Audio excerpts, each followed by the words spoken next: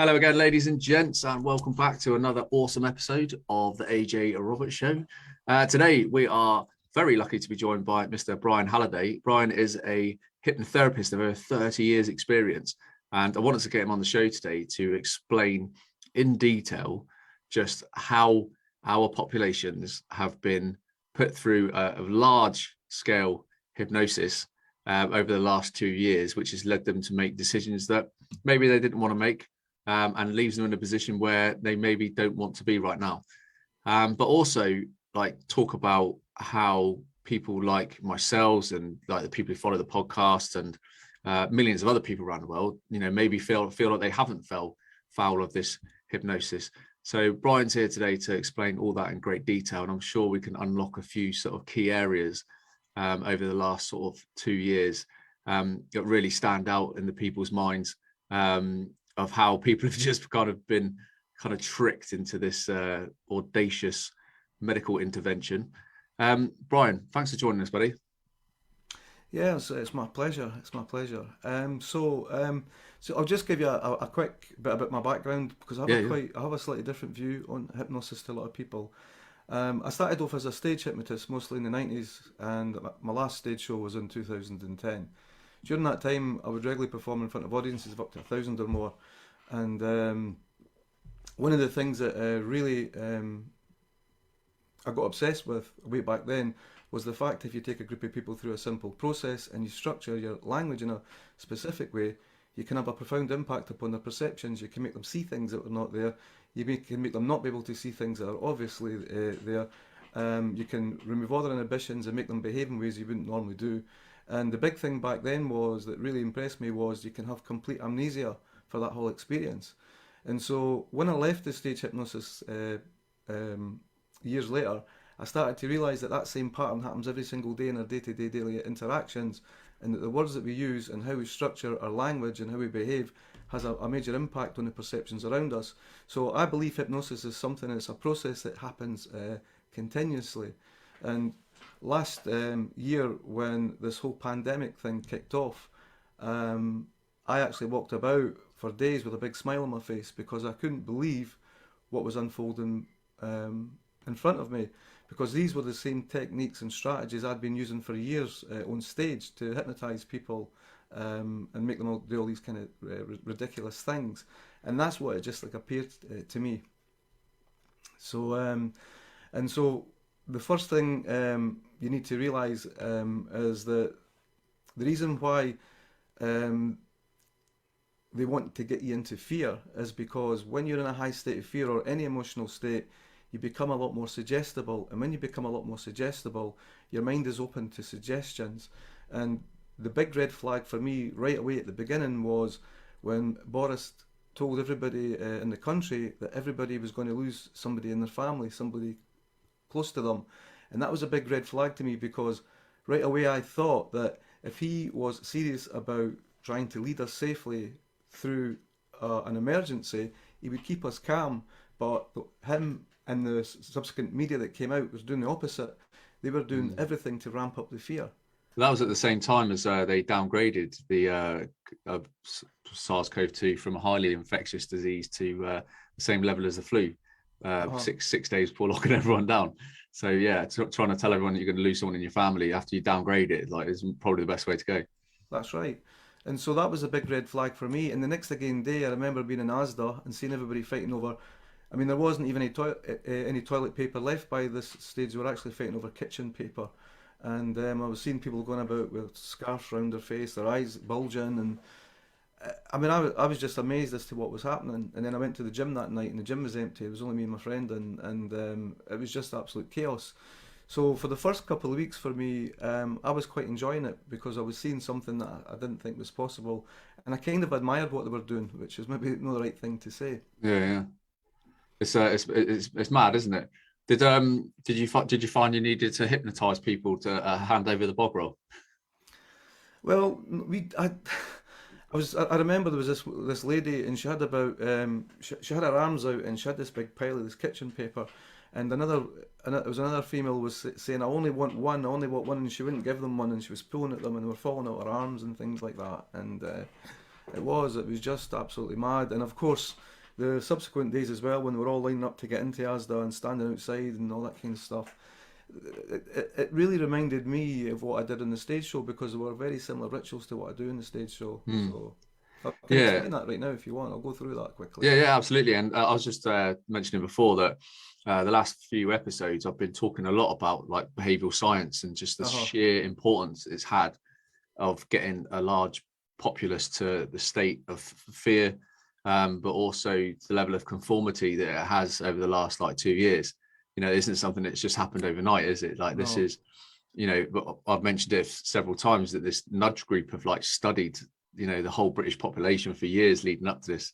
Everything we do, how we go about our day, how we buy, you know, and stuff like that. It's all our actual sort of characteristics, and use that to weaponize it against us with all the data.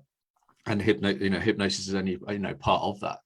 But this is exactly why I wanted to get you on the show, because it's so important to understand that like the large portion of the population have been hypnotized, and well, the majority have one way or another. It's not always the one way, is it, which we'll talk about in a moment. But no, please carry on.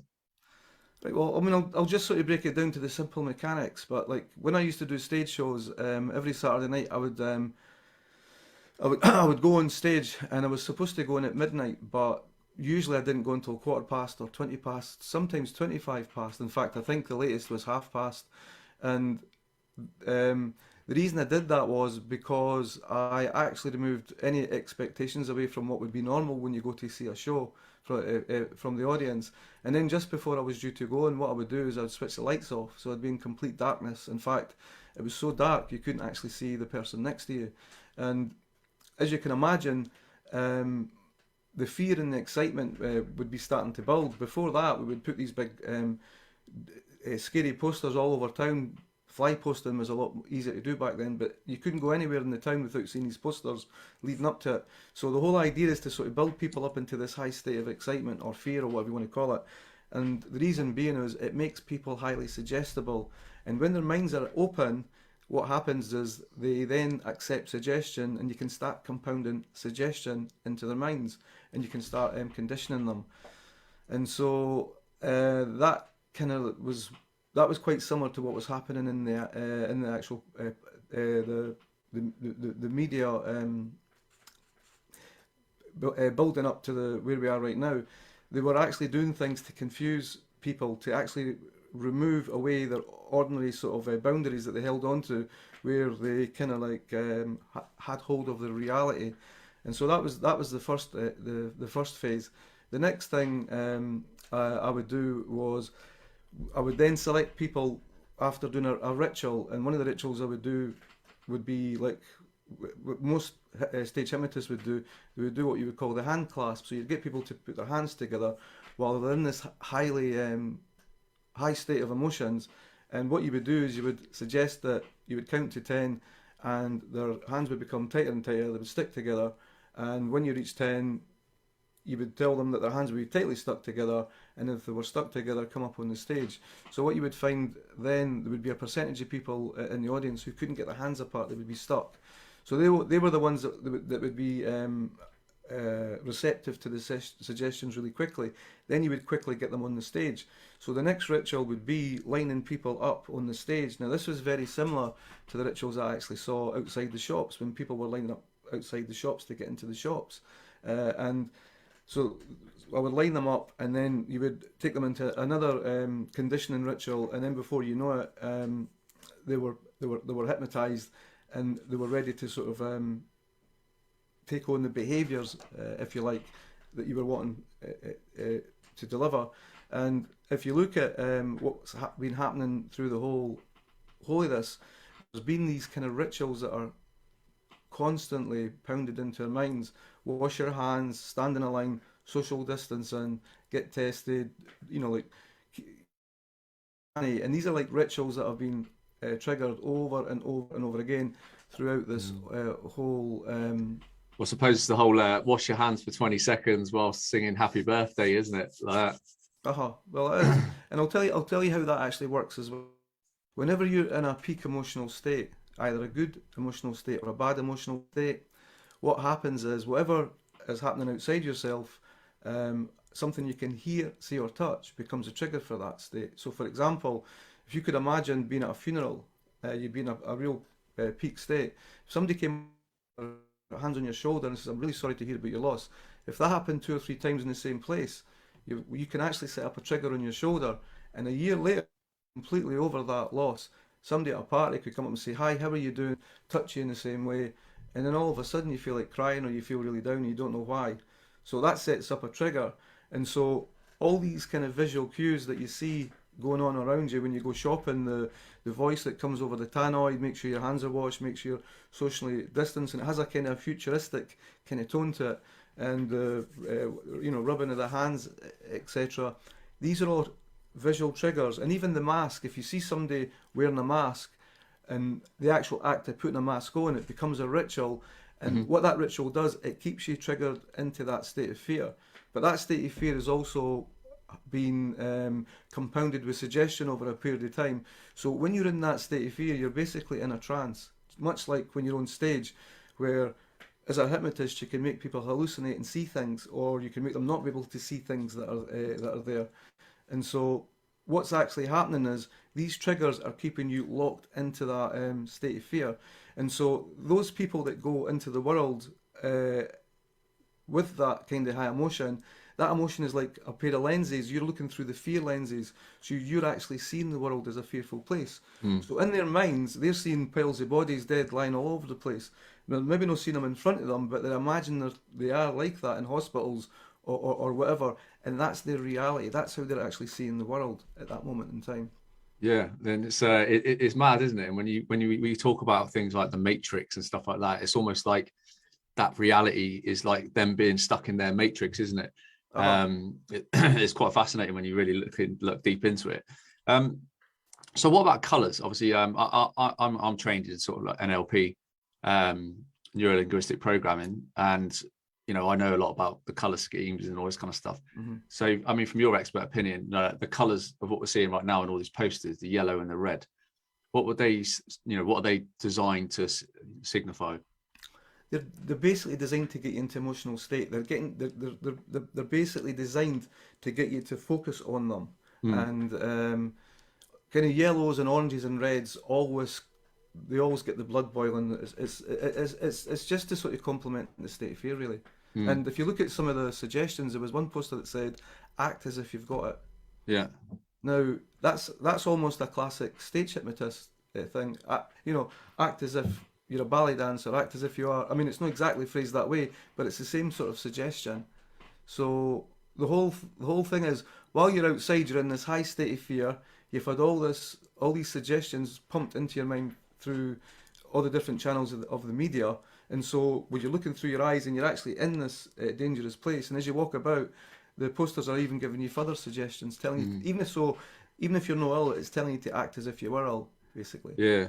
And it's kind of like you only have to look at like big, large corporations out there that have yellow and red, McDonald's, and have had for years. They've used those colors for years on purpose because it signifies like sales, like safe place, like safe product, a happy feeling, or make you feel better. So obviously what they put on that poster is designed to make you feel better, but obviously fearful at the same time that you need to do what's instructed on that poster.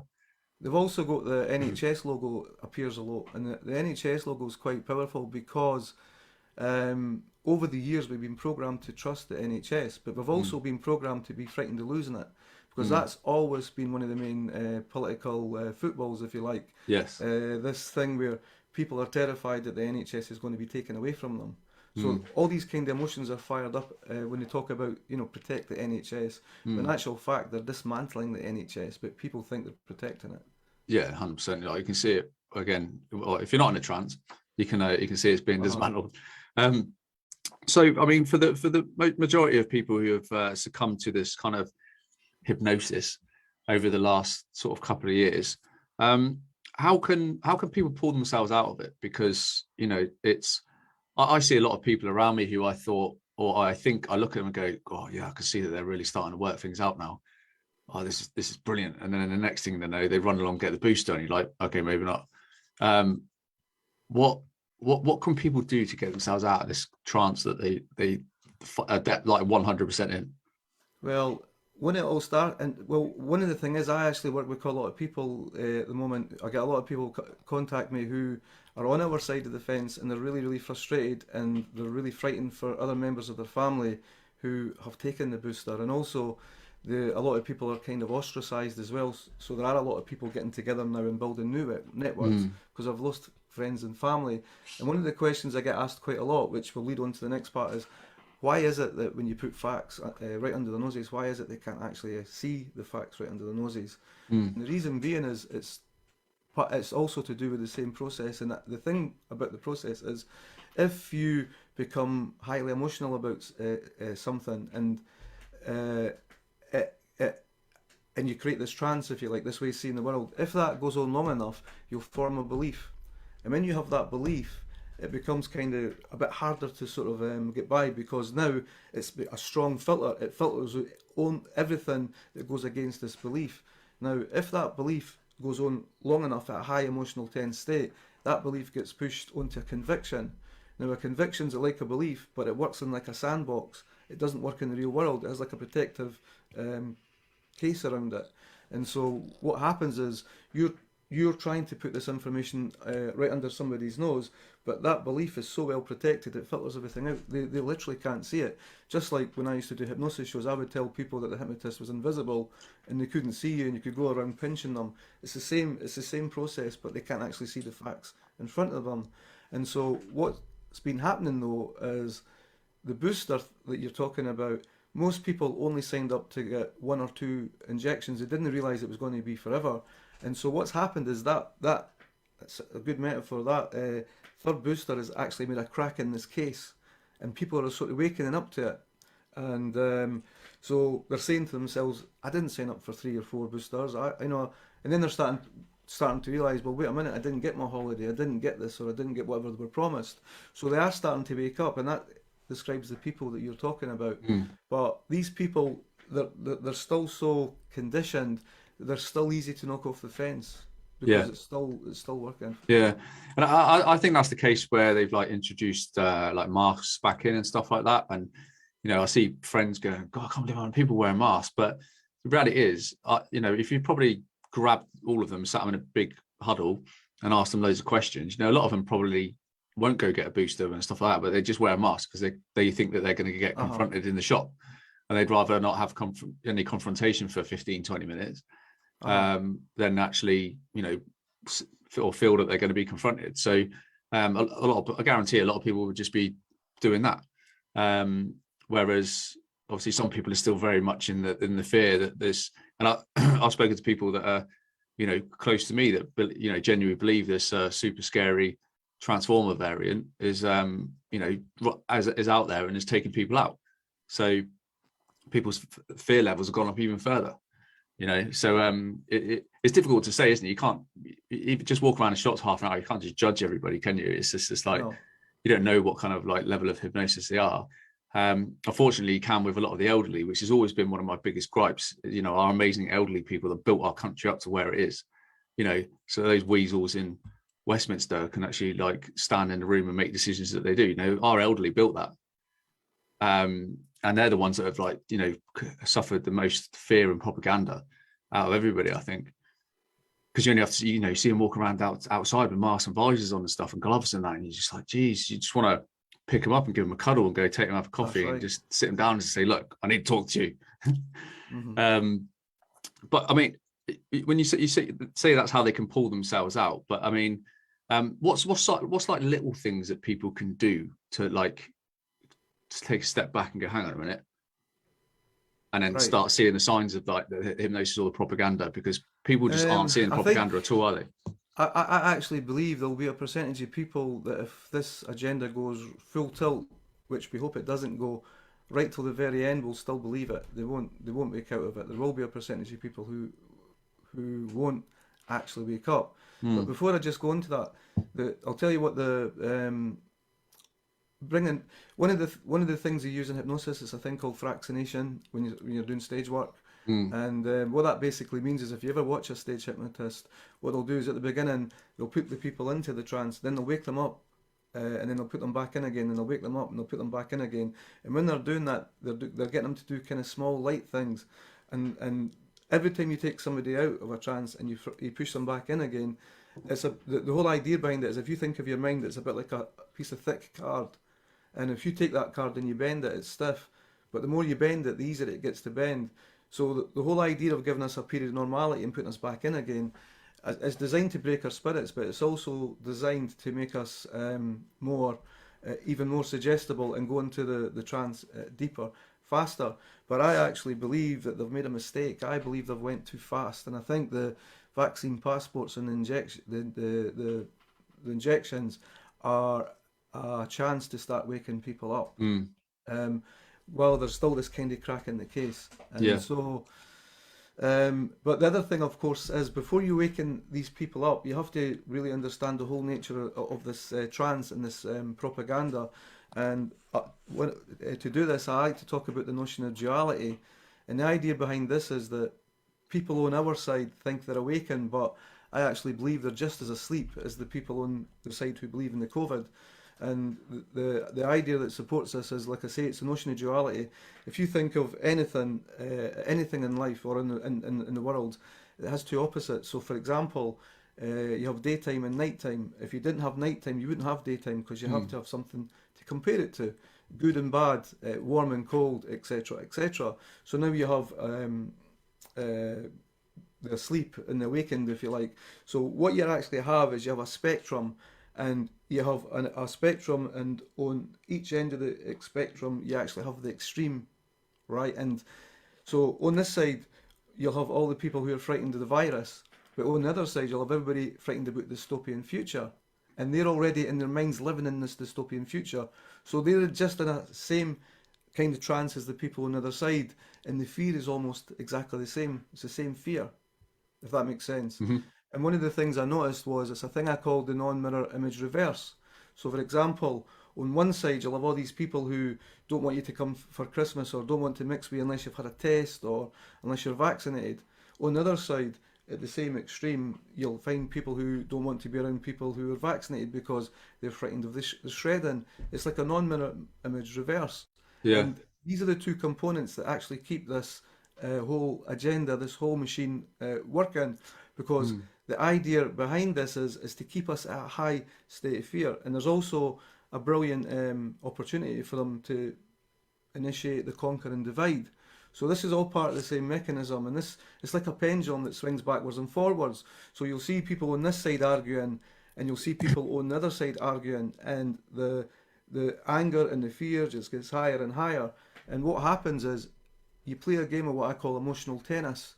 And basically what it is, if I get really frightened, right, I also teach a lot of persuasion techniques to businesses. I've been doing that for quite a long time.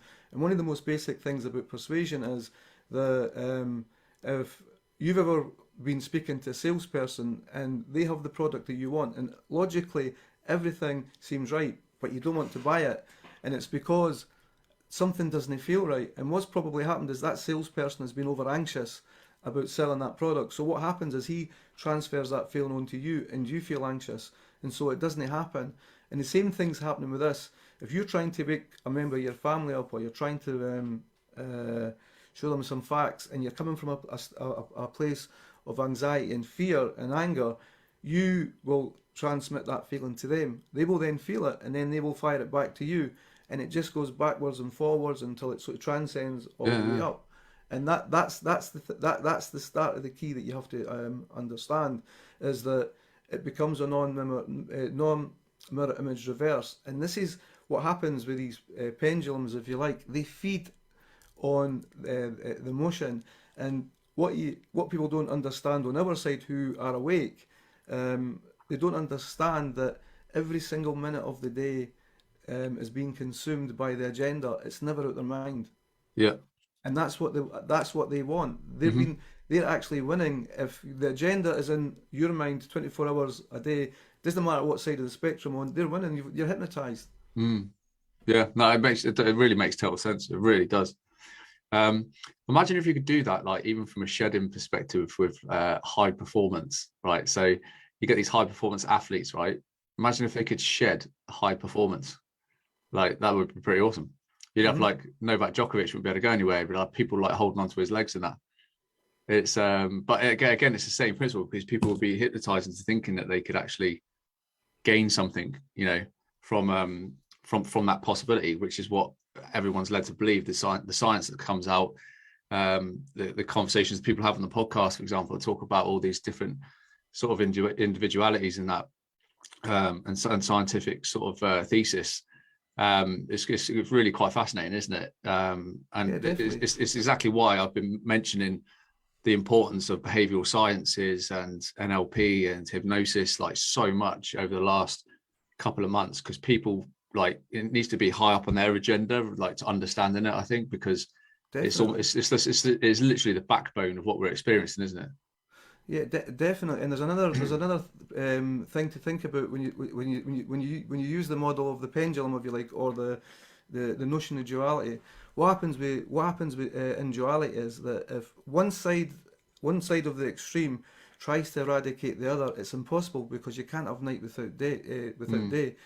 And so, for example, if you look at science, right, the opposite to science would probably be religion, right? And so what's happening with this? Not with this whole agenda, not even just the pandemic, but the whole direction of the agenda in general. They're trying to stamp out religion. So what happens is when science, in inverted commas, tries to stamp out the religion and take over from the religion, it becomes a paradox. It actually becomes the thing it's trying to stamp out. So the science that the government is throwing at us is becoming the new religion because you can't question it. It's the only source of information. And so you have this paradox going on.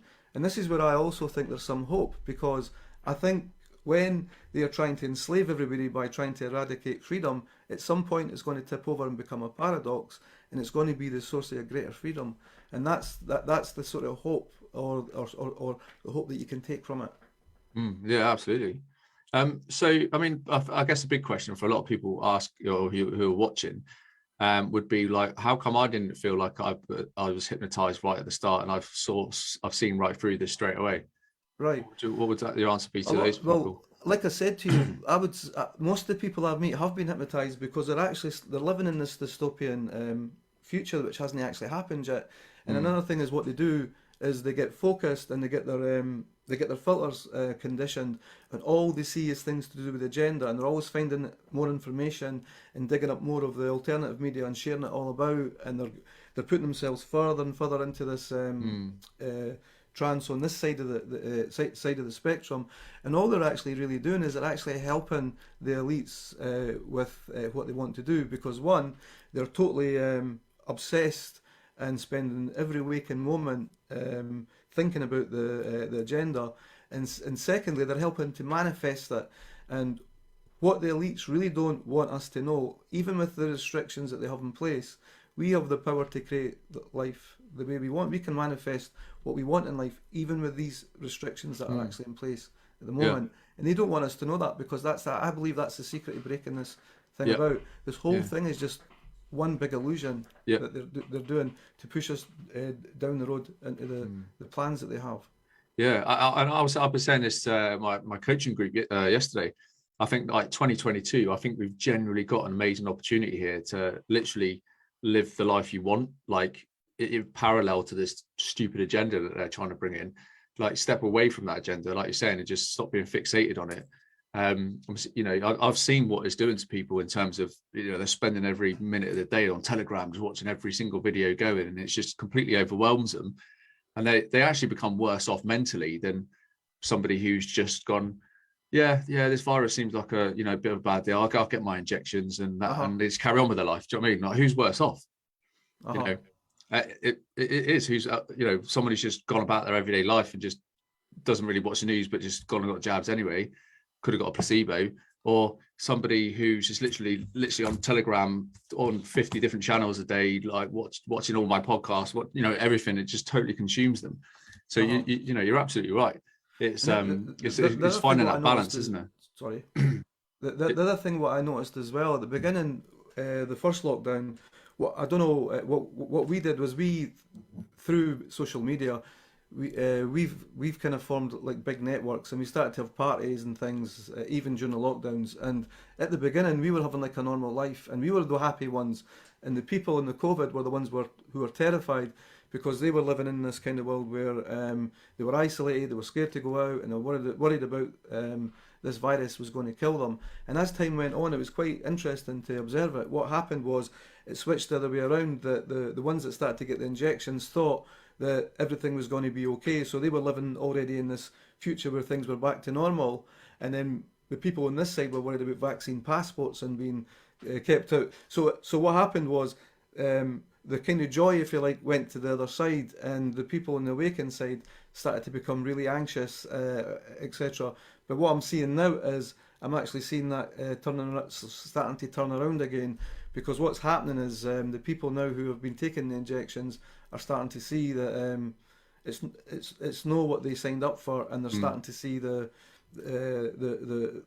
dystopia is starting to creep into their minds. And I think of hypnosis, like I said before, it's an everyday occurrence, and we cannot actually, like a fish out of water, we can't live out of a trance for any length of time. So we're always in one trance of another. And a good example that I've been using recently to explain everyday hypnosis was many years ago. My mother was really ill, and she had to go in for a barium meal where they put the camera down the throat. And my mother's a bit of a coward with medical procedures, and I walked into the room one day, and she was standing in front of the mirror, and she was making a face like a goldfish, like that, in front of the mirror. And I says, "Mum, what the hell are you doing?" She says, "Well, I'm actually practicing swallowing the camera." And I says to her, I says, "Mum, they're going to knock you out. Don't be so stupid." So anyway, the family went in to visit her the next again day after she had the procedure, and she looked totally different, nice and relaxed and totally relieved. She looked years younger almost. And then a person, an authority figure in a white coat, came up to her and says, "Well, we don't know exactly what it is, but we found something dark on your liver, and this could be very serious." And he walked away. Now, my mum had to wait for 2 weeks to get the results, and I had all my family on the phone, brothers, sisters, my father, all crying on the phone, thinking that she was going to die. And I tried to say to them, "Well, look, he said it could be really serious, but that also means that it might not be serious." But they had already lived in the worst scenario, my mother dying. Probably in their minds they'd been to the funeral and everything, and for them it was real. And that kind of describes the dystopian future thing. That was just one or two words from an authority figure that had that kind of impact on them. And so this is what's happening with the people on our side who are stuck in a dystopia, if you like. Yeah. And as you probably know, the nervous system can't tell the difference between something that's real or imagined. And so your body's acting if it is, and you're burning yourself out. So you need to pull yourself out of that as well, and that's what you have to do. And the way to do it is it's basically the fact that you have to be in some trance or another, because that's how the mind works. So why not build your own trance and step into it? Why not build a trance that's more appropriate and actually serves you, and step into it and see the world that way? And that's basically the key to coming out of the trance, is first of all pull yourself out of the trance, and then basically build a personal trance and step into that one. In other words, you start focusing on what you want. Yeah, no, I honestly, it's such a great bit of advice. You know, like we were saying before, like manifesting what you want to do. And as I mentioned to all my coaching group, and that, you know, like 2022 is an amazing opportunity to do that. Almost see it as like a whole new life. Like, genuinely believe that people can do that.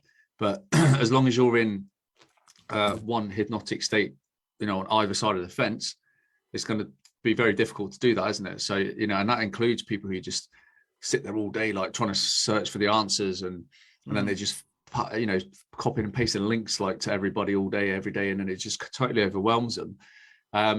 So, you know, in reality, if you are that kind of person, and you've got family who have like gone out and got their jabs, you're not gonna find that balance between each other.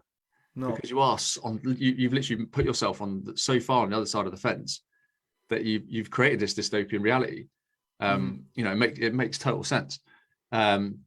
So moving forward, like for people who are watching this who maybe have had a couple of jabs, but they can clearly see that the government are like talking absolute BS, and they're not signing up. They didn't sign up to like 3, 4, 8, whatever it is. What kind of things can they do to really look out for themselves step away from what they're sort of like they've been in for the last 18 months, what sort of things can they do and really look out for to sort of like rebalance themselves?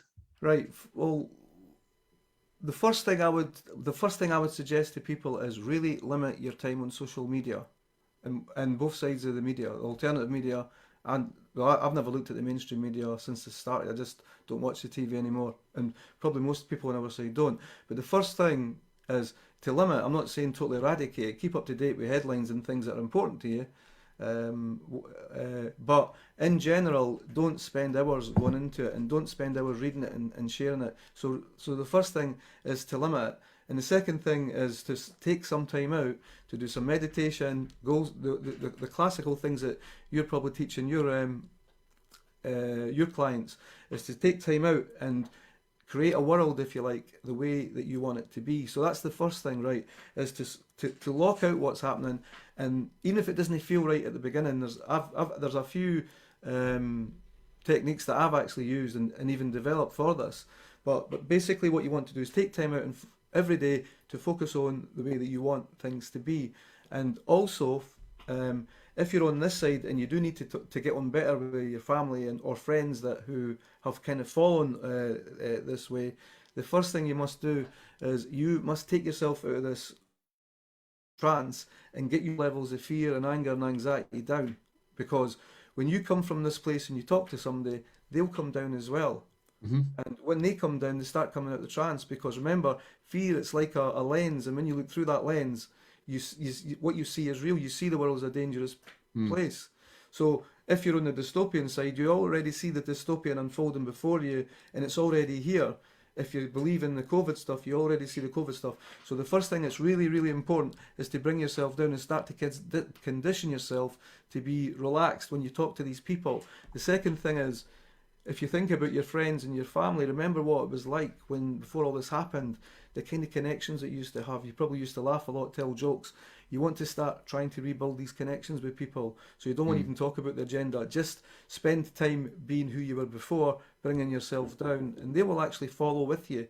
That's the first step. The next step is what I do is I make sure that I keep what I do is I make sure that I keep the connections going, and it's really important to keep them in these kind of open states, if you like.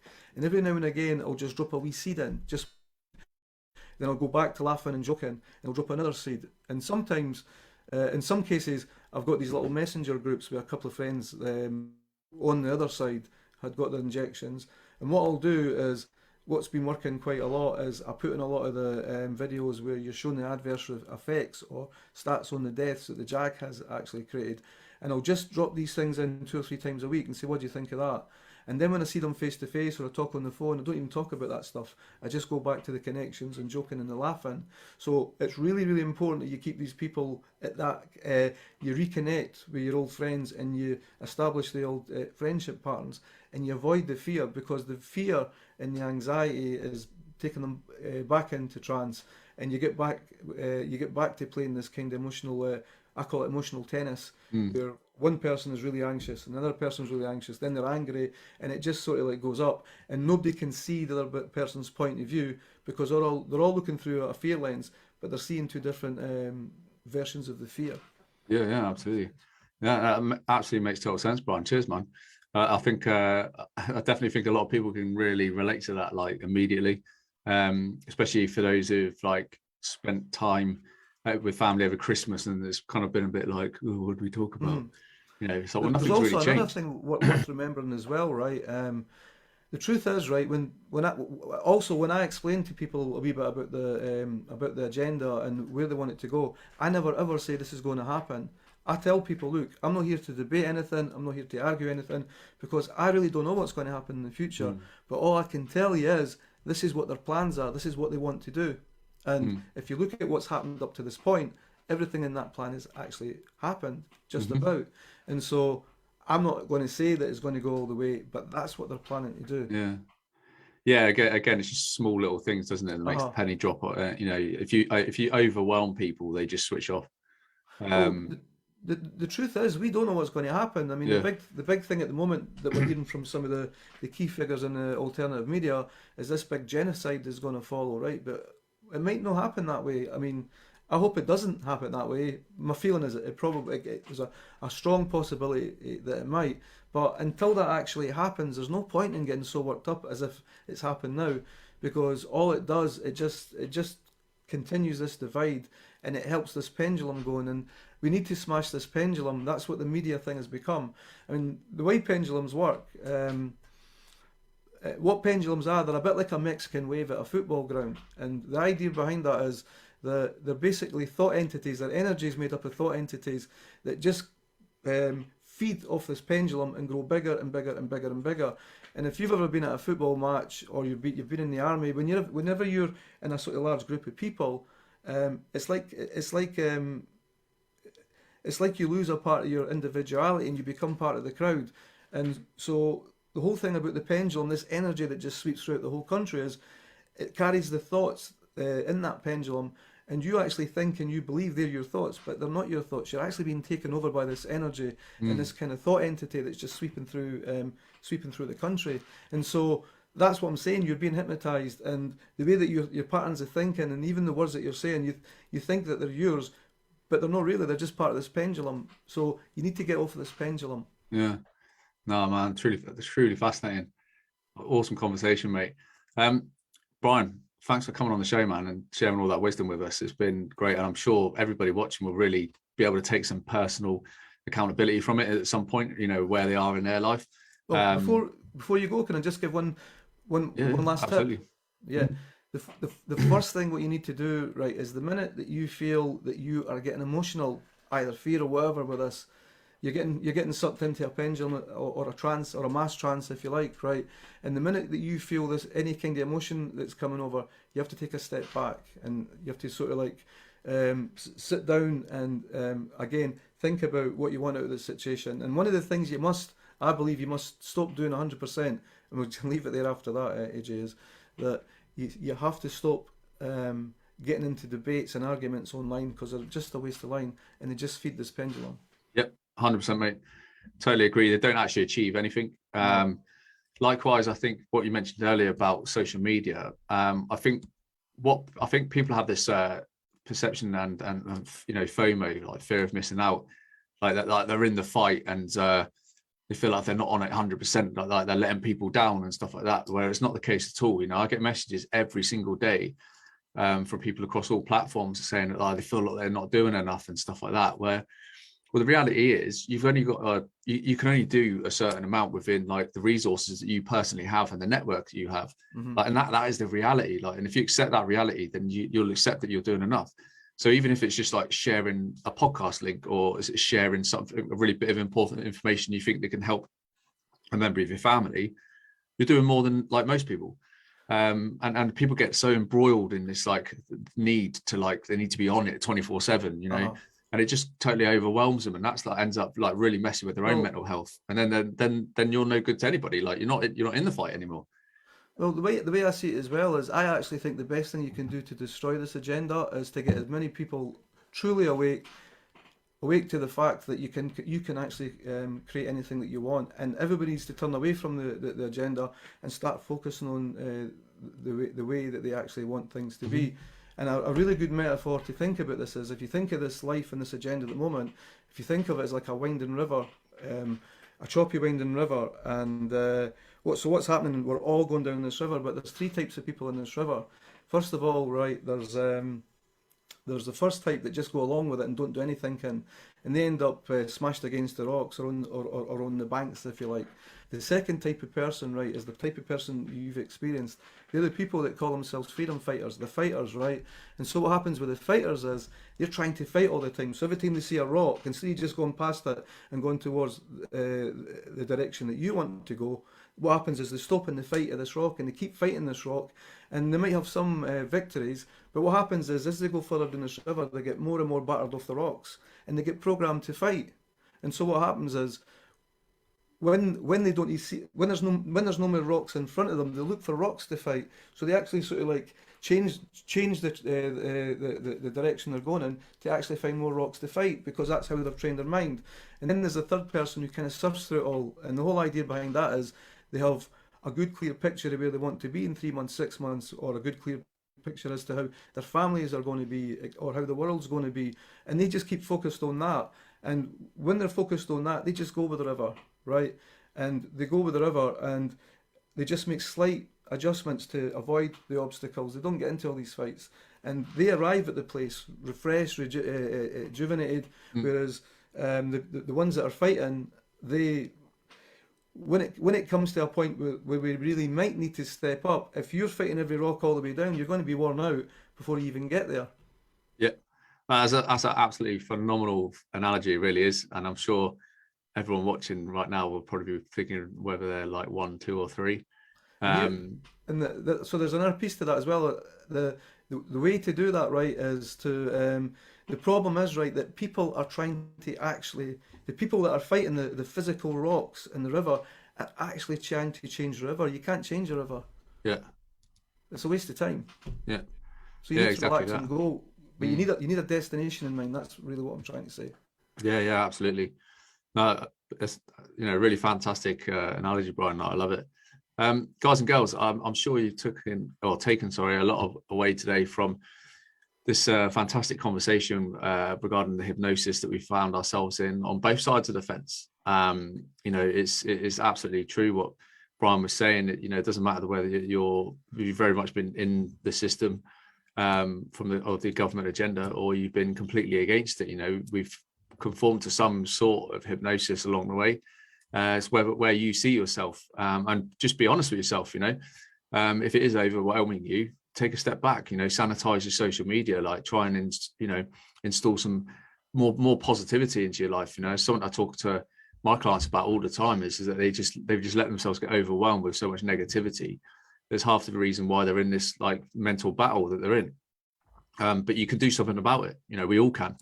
I've had to do the same. I was going to say one of the key things you can do, right? One of the kind of the major kind of switches you can make consciously is to get another way to get out of the pendulum is to move away from being a participant into an observer. So if you just observe all this duality going on and you realize it's a process that's going on and we're going to come out at the end of it at some point, and as long as you're focused as to where you want to go, then that's fine. But you just basically move away from being a participant in all this and just observe it. Yeah, no, absolutely. And like I say, otherwise you're just going to suffer from mass consumption and negativity, and it'll be from the minute you get up in the morning to the minute you go to bed. And, it doesn't matter what side of the fence you're on. Like, nobody wants that. Nobody needs that, and it doesn't solve or fix anything. So no, you're absolutely right. On that note, guys and girls, I am taking the AJ Roberts Show live in 2022 to venues all around the UK with special guests. I'm going to be interviewing people live in front of an audience, where we're going to be bringing you a lot of truths about all different types of things, not just to do with the gender, but like life in general. It's going to be some really fascinating conversations. I will be coming out with a schedule in the next couple of weeks of where we're going to be attending. Mr. Harry Thomas is going to be in attendance for the majority of them as well. I know that many of the people that follow me also follow Harry and the fantastic work that he does. So please look out for that. I'm really excited about this. I think it's really important for, to get away from just being on the screen to actually seeing people face to face and having face to face conversations. Builds fantastic relationships, and it also does so much more for people in terms of like how they want to drive their life forward. So I'm really, really thoroughly looking forward to that over the coming months. So please look out for the dates coming up shortly. Brian, thanks again for coming on the show today, mate. It's been really, really insightful. Really appreciate your time. And I hope, ladies and gents, that you've taken a lot away from it. Where can people find you, Brian, if they want to learn more about your work? I'll tell you what, I'll give you some links because I've put up a site where people can go and get some free audios, which have actually been used by people all around the world, and people have got some benefit. But it's quite an obscure URL, but I'll give you the URL and you can put it in. I'll put it in the show notes, yeah. Fantastic. Awesome, bro. Guys and girls, I hope you enjoyed today. Please look after yourself. Please step into your own reality. And I'll see you again very shortly on the AJ Roberts Show.